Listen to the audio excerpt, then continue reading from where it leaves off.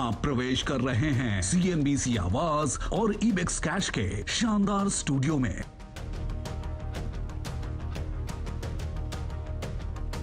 नमस्कार, CNBC आवाज के इबेक्स कैश स्टूडियोज में आपका स्वागत है। मैं हूं दीपाली राणा। आप देख रहे हैं आवाज समाचार और शुरुआत करते हैं इस वक्त की हेडलाइंस के साथ।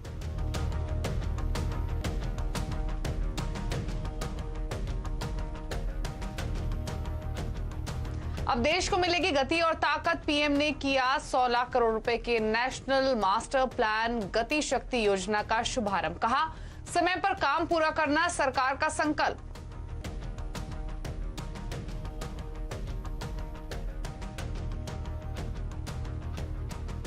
बाजार में आज फिर तूफानी तेजी। निफ्टी 18,150 के पार निकला। बैंक निफ्टी और सेंसेक्स में भी जबरदस्त तेजी। मिड कैप में सबसे ज्यादा 1.25% दौड़ा।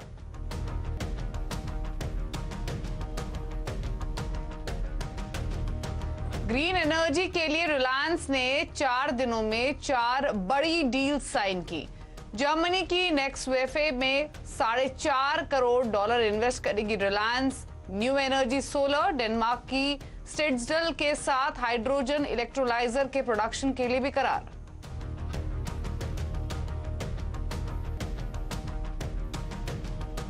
इलेक्ट्रिक व्हीकल कारोबार में टीपीजी के बड़े निवेश के बाद तूफानी रफ्तार में टाटा मोटर्स करीब 20% दौड़ा। ब्रोकरेजेस का भी भरोसा बढ़ा। कंपनी ने एक्सक्लूसिव बातचीत में कहा, आगे का जमाना इलेक्ट्रिक व्हीकल का। जहां तक टाटा मोटर्स की बात है, 5% हम लोग इस साल के अंत तक कोशिश कर रहे हैं अचीव करने की, और अगले 5 साल में हम 20% से ज्यादा पेनिट्रेशन की पूरी उम्मीद रखते हैं।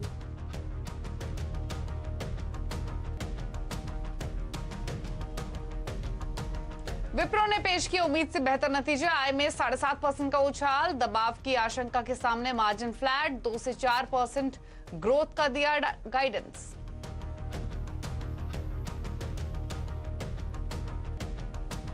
इन्वेस्को ने जी के दावे को किया खारिज। कहा, फरवरी में रिलायंस इंडस्ट्रीज के साथ मर्जर का प्रस्ताव खुद जी ने दिया था।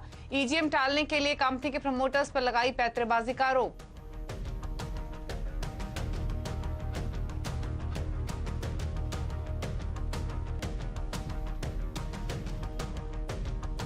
फेस्टिवल पर सस्ते हुए खाने के तेल, पाम ऑयल और क्रूड सोया रिफाइंड पर ड्यूटी खत्म। एग्री सेस भी घटा। 31 मार्च तक लागू रहेगी कटौती।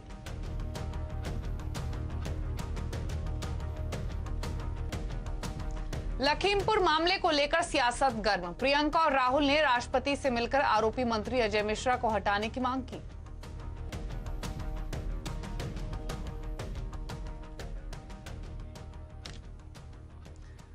आप देख रहे हैं आवाज समाचार और बुलेटिन की शुरुआत करेंगे विप्रो के नतीजों के साथ। विप्रो के नतीजे आ गए हैं और ये आंकड़े अनुमान से बेहतर दिखाई दे रहे हैं। दूसरी तिमाही में आय में 7.5% का उछाल रहा है, वहीं मार्जिन फ्लैट रहे हैं।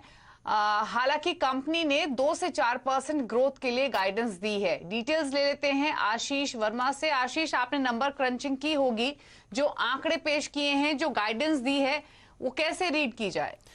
देखिए, विप्रो के नंबर्स उम्मीद से बेहतर हैं और उम्मीद से थोड़े बेहतर होंगे, लेकिन रिलीफ ज्यादा है दीपाली, क्योंकि आपने नोटिस करा होगा जब टीसीएस के नंबर्स आए थे तो दिक्कत थी उन नंबर्स में। उसके बाद थोड़ा सा आईटी को लेकर धक्का लगा था सबको अपनी एक्सपेक्टेशंस में, पर विप्रो के नंबर्स में कोई दिक्कत नजर नहीं आएगी आपको। विप्रो में एक्सपेक्टेड था कि रुपए में आए 6.5% तिमाही दर तिमाही बढ़ेगी। 6.5% की ग्रोथ इसीलिए क्योंकि कई सारे छोटे टक इन एक्विजिशंस ये लोग कर रहे हैं, उसका फायदा मिलना था इनॉग्रेटिव इनिशिएटिव्स का। पर ग्रोथ आई है 7.5% पे, हमारी एक्सपेक्टेशन से 1% ज्यादा। इनफैक्ट एनालिस्ट देखते हैं कांस्टेंट करेंसी ग्रोथ, वहां पे भी एक्सपेक्टेशंस थी 7% के उछाल की, 8.1% की ग्रोथ विप्रो ने क्लॉक करी है। दूसरी इंपॉर्टेंट बात, ग्रोथ अच्छी। दूसरी इंपॉर्टेंट बात, मार्जिन को लेकर कंसर्न्स। तो विप्रो केस में कोई कंसर्न है नहीं। हम लोग एक्सपेक्ट कर रहे थे एडजस्टेड बेसिस पे जो मार्जिन हैं करीब 90 बेसिस पॉइंट्स गिरेंगे। भाई क्यों गिरेंगे? क्योंकि पिछले क्वार्टर को जिसमें थे हम लोग, उसमें सीनियर स्टाफ की 2 महीने की सैलरी हाइक्स, जूनियर स्टाफ की 1 महीने की सैलरी हाइक, और ये जो बड़े एक्विजिशंस थे उनको डाइजेस्ट करना, उनको स्ट्रीम पे लाना, उस पर खर्च, इसलिए 90 बेसिस पॉइंट मार्जिन में गिरने की उम्मीद थी। उसके सामने मार्जिन्स केवल 10 बेसिस पॉइंट्स गिरे, यानी कि स्ट्रीट एक्सपेक्टेशन से मार्जिन्स 80 बेसिस पॉइंट्स बेहतर आपको देखने को मिलेंगे। तो जहां रेवेन्यू अच्छा है वह मार्जिन परफॉर्मेंस भी स्ट्रीट एक्सपेक्टेशन से बेहतर देखने को मिला है। और ध्यान रखिएगा 2 से 4% विप्रो अगले क्वार्टर की गाइडेंस देता है, तो Q3 की गाइडेंस है 2 से 4% ग्रोथ की, यह उम्मीद के मुताबिक है। पर अच्छे नंबर्स के ऊपर यह बात ध्यान रखिएगा कि विप्रो इनफैक्ट आपके लिए आपसे एक और सवाल अब होगा, क्योंकि विप्रो के नंबर्स तो अनुमान से बेहतर दिखे, लेकिन इंफोसिस के नंबर्स आ चुके हैं। 15% शेयर के डिविडेंड का ऐलान कंपनी ने किया है, लेकिन जो डिटेल्स आशीष अब तक आई है वो मैं क्विकली आपको बता दूं। 5421 करोड़ का मुनाफा कंपनी ने पोस्ट किया है। अनुमान लगाया जा रहा था 5254 करोड़ का, तो ऑलमोस्ट 150 पौने 200 करोड़ का जो मुनाफा है वह अनुमान से बेहतर आता हुआ दिखा है। प्राइमा फेसी तो अभी यही फिगर आई है इंफोसिस की, लेकिन इंपॉर्टेंट अगेन रहेगी डॉलर रेवेन्यू ग्रोथ। एक्सपेक्टेशंस हालांकि यही थी कि सीक्वेंशियल बेसिस पे जो डॉलर रेवेन्यू ग्रोथ है वहां पर 5.5% की ग्रोथ आ सकती है। आय 29,602 करोड़ रही है, 29,570 करोड़ का अनुमान था, तो ये आंकड़ा भी टूवर्ड्स अनुमान या फिर अनुमान से स्लाइटली बेहतर ही दिख रहा है। एबिट का आंकड़ा आया है एक्सपेक्टेशन से काफी बेटर, 6,972 करोड़ का एबिट कंपनी ने पोस्ट किया है। 6,632 करोड़ की एक्सपेक्टेशंस थी। डॉलर रेवेन्यू ग्रोथ के आंकड़े पर नजर रहेगी मार्जिन्स पर। अनुमान हालांकि यही था कि 22.4% के आसपास मार्जिन्स रह सकते हैं, 23.67% से घटकर। FY22 की गाइडेंस क्या रहेगी वो सबसे इंपॉर्टेंट होगा। एक्सपेक्टेशंस ये हैं हालांकि कि ये गाइडेंस ऊपर की तरफ थोड़ी रिवाइज हो सकती है 15 से 17% के आसपास। तो आशीष, अब तक के जो नंबर्स आए हैं वो तो अनुमान से बेहतर दिखाई दे रहे हैं इंफोसिस के भी। अच्छा, विप्रो कंप्लीट कर दूं पहले। तो विप्रो के नंबर्स अच्छे थे, लेकिन एक बात ध्यान रखिएगा कि बहुत स्ट्रॉन्ग री-रेटिंग, मेरे ख्याल से बिगेस्ट री-रेटिंग हुई है विप्रो की इस साल अब तक। 70% का उछाल था और आज भी नंबर से पहले स्ट्रेंथ थी। इस बात का ध्यान रखिए कि नंबर्स अच्छे हैं। जहां तक इंफोसिस की बात है, अगर जो प्रिलिमिनरी नंबर्स आ रहे हैं बिल्कुल ठीक। एक और रिलीफ आपको आपकी स्क्रीन पे देखने को मिलेगा। रिलीफ वैसे ही जैसे टीसीएस के नंबर्स के बाद थोड़ा सा डर था, मेरे ख्याल से आप उस सिमिलर ब्रश से आपको पूरे आईटी इंडस्ट्री को पेंट करने की जरूरत नहीं है। टीसीएस अंडर परफॉर्मर था, इंफोसिस के नंबर्स भी अच्छे लग रहे हैं। मेरे पास जो इस समय आंकड़े हैं 3998 मिलियन डॉलर्स की आपको मैं बता दूं 16.5 से 17.5% की गाइडेंस रिवाइज की है कंपनी ने। हाँ, बताता हूं। 3998 मिलियन डॉलर्स की आय, ये बैंग इन लाइन है जो हम एक्सपेक्ट कर रहे थे। तो रेवेन्यूज के फ्रंट पे इन लाइन विद एक्सपेक्टेशंस है। मार्जिन्स बेहतर हैं दीपाली, 23.6% से हम लोग एक्सपेक्ट करते मार्जिन्स घटेंगे 22.4% पे आएंगे, यानी कि 140 बेसिस पॉइंट्स 120 बेसिस पॉइंट्स का दबाव होगा, मार्जिन्स फ्लैट आए। लाइकवाइज विप्रो में भी यही देखा था हमने। हम एक्सपेक्ट कर रहे थे मार्जिन्स कॉन्ट्रैक्ट होंगे, मार्जिन्स फ्लैट आए थे। तो मार्जिन्स के फ्रंट पे अच्छा परफॉर्मेंस है। 5250 करोड़ रुपीस की प्रॉफिट एक्सपेक्टेशंस के सामने 5420 करोड़, यानी कि हमारी एक्सपेक्टेशन से प्रॉफिट भी 250 करोड़ रुपए ज्यादा देखने को मिल रहा है। तो इंफोसिस के नंबर्स भी हर फ्रंट पे इन लाइन या कई सारे फ्रंट्स पे उम्मीद से बेहतर हैं। तो एक और रिलीफ है इन नंबर्स को देख के। कि दूसरी सबसे इंपॉर्टेंट बात दिवाली, हमें पता था सबको कि आईटी में टॉप लाइन मोमेंटम अच्छा रहेगा, क्योंकि डिजिटल ट्रैक्शन बहुत तगड़ा था। जो दिक्कत थी पूरी आईटी इंडस्ट्री के साथ पिछले 1-2 क्वार्टर से, वो सप्लाई साइड प्रेशर्स की थी। वो एम्प्लॉइज का एट्रिशन, वो कंपनियों के वेज हाइक्स करना बार बार एम्प्लॉइज को रिटेन करने के लिए, वो सप्लाई साइड प्रेशर्स के चलते डर था कि मार्जिन्स और कॉन्ट्रैक्ट होंगे। पर ये दोनों कंपनीज विप्रो और इंफोसिस ने अपने मार्जिन्स को डिफेंड करा है। स्ट्रीट एक्सपेक्ट कर रहा था कॉन्ट्रैक्शन के, मार्जिन्स फ्लैट आए। एक और अच्छी बात बता देता हूं, हम सब एक्सपेक्ट कर रहे थे कि इस बार क्वार्टर का परफॉर्मेंस इंफोसिस का सबसे बेहतर रहेगा लार्ज कैप टियर 1 आईटी में। उसमें सबसे इंपॉर्टेंट इंफोसिस के लिए पूरे साल की गाइडेंस हम एक्सपेक्ट कर रहे थे 15 से 17% गाइडेंस की बात करेंगे ग्रोथ की। 16.5 से 17.5% कर दिया है कंपनी ने अपना गाइडेंस बढ़ाकर। तो जब साल की शुरुआत हुई थी 12 से 14% ग्रोथ होगी इस साल, उससे बढ़ाकर कर दिया था 14 से 16 और अब बढ़ाकर कर दिया 16.5 से 17.5%। कुछ ब्रोकरेजेस मान रही थी यही आंकड़ा, पर कुछ के लिए पॉजिटिव सरप्राइज है जो कि मान रहे थे। जैसे हमारी एक्सपेक्टेशन थी 15 से 17, हमारे लिए भी दोनों टिंकरिंग बेहतर है। हायर एंड पे 17.5% तक की ग्रोथ की बात अब इंफोसिस कर रही है। तो ये नंबर्स बढ़िया रिलीफ हैं। और दिन के दौरान अगर इंटरडे चार्ट दिखा सकें डायरेक्टर साहब इंफोसिस और विप्रो के, तो दीपाली कहीं ना कहीं स्ट्रीट में नंबर्स से पहले स्ट्रेंथ आनी इन काउंटर्स में शुरू हो चुकी थी। लकीली दोनों ही नंबर्स अच्छे हैं। बिल्कुल, और दोनों ही नंबर्स एक्सपेक्टेशन से बेटर रहे हैं। शरद अवस्थी हमारे साथ मौजूद हैं इन नंबर्स पर एक क्विक कमेंट देने के लिए। शरद जी नमस्कार। पहले तो इंफोसिस पर अपने कमेंट्स दीजिए। तमाम पैरामीटर्स पर नंबर्स ने एक्सपेक्टेशंस को बीट किया है और सबसे इंपॉर्टेंट चीज कि FY22 के लिए जो ग्रोथ गाइडेंस है वो 16.5% से 17.5% की है कंपनी ने। कैसे देखते हैं नंबर्स को? देखिए, गाइडेंस में जो इम्प्रूवमेंट है इसको तो काफी पॉजिटिवली बाजार रिएक्ट करेगा कल, क्योंकि 2-2.5% से इन्फोसिस का गाइडेंस बढ़ा देना काफी बड़ी मटेरियल इवेंट है। जहां तक नंबर्स का सवाल है, ब्रॉडली ऑन एक्सपेक्टेड लाइन्स ही हैं, और एक स्लो डाउन आगे चल के एक्सपेक्ट किया जा सकता है BFSI सेगमेंट में से इन कंपनीज के लिए, क्योंकि सबका करीब 30-35% बिजनेस BFSI से आता है। तो 2-2.5% का अगर इम्प्रूवमेंट की हम बात कर रहे हैं तो ये बहुत बड़ा पॉजिटिव होगा। तो हो सकता है कल स्टॉक 3 से 4% की उछाल दिखा दे।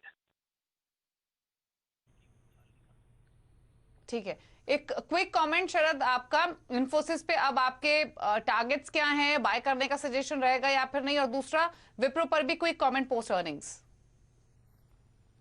क्योंकि ब्रॉडली हमें ऐसा लगता है कि ये स्पेस में जो फर्स्ट लेवल ऑफ ग्रोथ आनी थी बिकॉज ऑफ BFSI की में जो एडिशनल डिमांड आई थी, वो पूरी तरह पिछले साल भर में आउट परफॉर्मिंग रहा है, आउट परफॉर्मर रहा है ये सेक्टर। और लार्जली ये पूरा सेक्टर लगभग FY24 के फॉरवर्ड अर्निंग्स पे जो टॉप 3 कंपनीज हैं वो लगभग 25 से 30 के मल्टीपल पे चल रही हैं, और एवरेज में 15 से 17% की ही ग्रोथ एक्सपेक्टेड है अगले 2-2.25 साल में।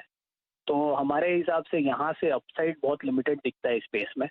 प्लस एक लॉन्ग टर्म हेडविंड जो हम लोग को दिखती है वो ये है कि जैसे जैसे बॉन्ड इंडेक्स में इंडिया का इंक्लूजन होता है, तो जनरली जो एक ट्रेंड था कि रुपी का डेप्रिसिएशन ही होता आता है ईयर ऑन ईयर, वो हो सकता है FY22 के बाद हमको इतना विजिबल ना हो। तो ये एक बहुत बड़ी हेडविंड हो सकती है IT स्पेस के लिए।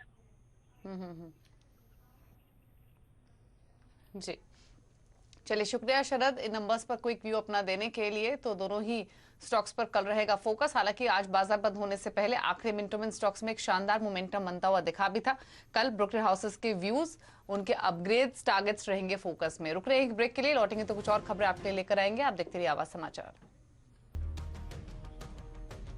आप देख रहे हैं आवाज समाचार और कुछ और खबरों की तरफ अब रुख करेंगे। जील के साथ विवाद में इन्वेस्को ने पलटवार किया है। इन्वेस्को ने जील के प्रमोटर्स का दावा खारिज करने के साथ कहा है कि कंपनी EGM टालने के लिए नया पैंतरा लगा रही है। इस खबर पर डिटेल्स लेते हैं यतिन मोता से। यतिन, बताइए क्या डिटेल्स हैं इस पूरी खबर से जुड़ी हुई और अब लेटेस्ट डेवलपमेंट्स क्या हुई हैं?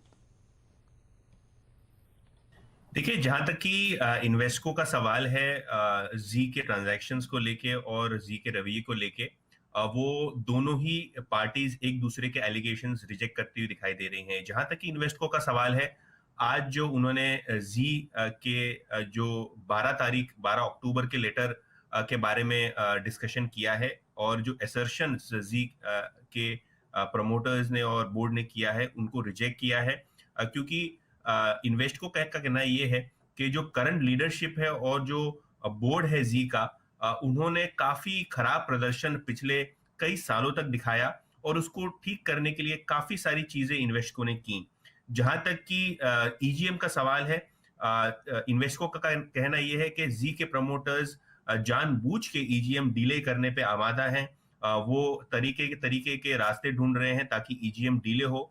लेकिन अगर आप भारतीय लॉ के प्रावधान देखें तो हर एक शेयर होल्डर को एक राइट दिया गया है EGM बुलाने का, और इन्वेस्टको को कहना है ये है कि जब EGM उन्होंने बुलाई है तो बोर्ड को सीधी तरीके से EGM कन्वीन करनी चाहिए। मोर इंपॉर्टेंटली, जो पोटेंशियल ट्रांजैक्शन पिछले दिनों डिस्कस हुआ था रिलायंस इंडस्ट्रीज और जी के बीच में, इन्वेस्टको केवल एक फैसिलिटेटर था, क्योंकि इन्वेस्टको की कोशिश ये थी कि कंपनी को फिर से एक बार अच्छे हाथों में मैनेज करने दिया जाए, कंपनी को फिर से एक बार अच्छी सेहत में लाया जाए। और यही इंटेंशन के साथ काफी सारे स्ट्रेटेजिक कॉन्वर्सेशंस जो जी के साथ हुए हैं वो इन्वेस्टको ने केवल फैसिलिटेट किए थे। जहां तक कि इन्वेस्टको का सवाल है, उनका कॉन्फिडेंस है कंपनी में, उनका जो क्लियरली मानना यह है कि जो पूरा कंपनी का पोटेंशियल है वो तब आएगा जब इंडिपेंडेंटली सारे ट्रांजैक्शंस को इवैल्यूएट किया जाएगा और शेयर होल्डर्स को अधिकार दिया जाएगा अपने नॉमिनेटेड इंडिपेंडेंट डायरेक्टर्स बोर्ड पे रखने के लिए। क्योंकि करंट जो बोर्ड है और करंट जो प्रमोटर्स है, उन्होंने जो प्रदर्शन दिखाया है वो काफी नकारात्मक है। जी, शुक्रिया आपका यतिन तमाम डिटेल्स बताने के लिए।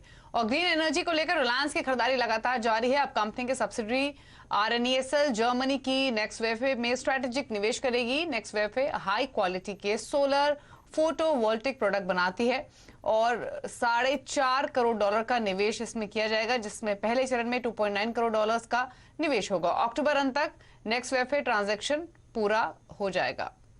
इसके अलावा रिलायंस और डेनमार्क की स्टिल्सडल के बीच भी करार हुआ है। दोनों मिलकर भारत में हाइड्रोजन इलेक्ट्रोलाइजर बनाएंगे। ये करार डेनमार्क पीएम की भारत यात्रा के दौरान हुआ है।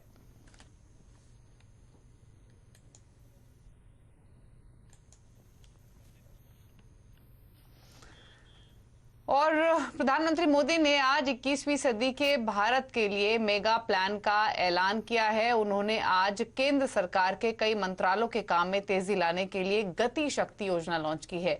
इस योजना के तहत केंद्र सरकार के 16 मंत्रालयों और विभागों को एक प्लेटफॉर्म पर लाया जाएगा, ताकि सरकार की बड़ी योजनाओं के लिए सभी विभागों में एक दूसरे से तालमेल बिठाया जा सके।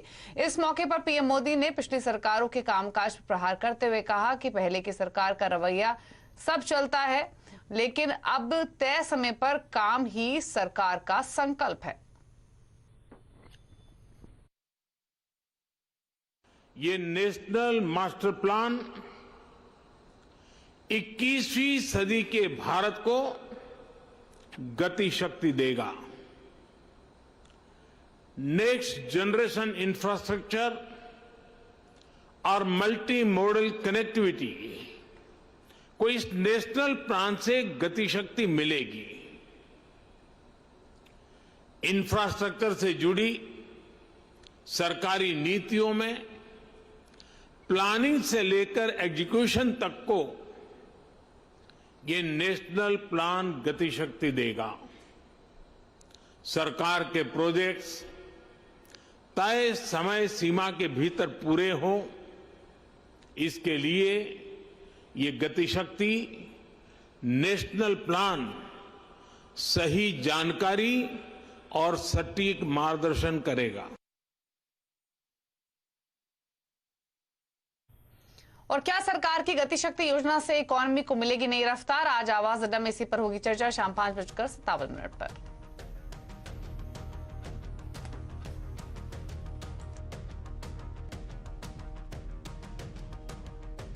के साथ बुलेटिन में तो इतना ही। लेकिन खबरों पर लगातार अपडेट के लिए सिंबीसी आवाज से जुड़े रहिए। ट्विटर, फेसबुक, यूट्यूब के जरिए। नमस्कार।